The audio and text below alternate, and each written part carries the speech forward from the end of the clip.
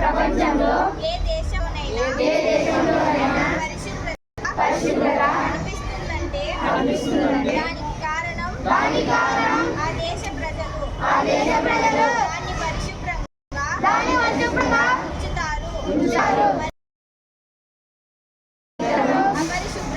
అపరిశుభ్రత చేయనీయకమే నేను నమ్ముతాను. ఈ విషయంలో నేను వీధికి మరియు గ్రామానికి స్వచ్ఛ మిషన్ తద్వారా స్వచ్ఛ భారత్ మిషన్ కోసం ప్రచారం చేస్తాను. నేను ఈరోజు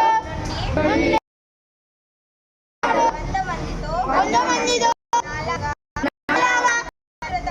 పరిశుభ్రత కోసం 100 గంటలు సమయాన్ని కేటాయించేటట్లు చేస్తానని ప్రమాణం చేస్తున్నాను. ఈ రోజు పరిశుభ్రత గురించి వేసిన ఈ ముందడుగు రాష్ట్రాన్ని మరియు భారతదేశాన్ని సహాయం చేస్తుందని నమ్ముతున్నాను. స్వచ్ఛ ఆంధ్ర స్వచ్ఛ భారత్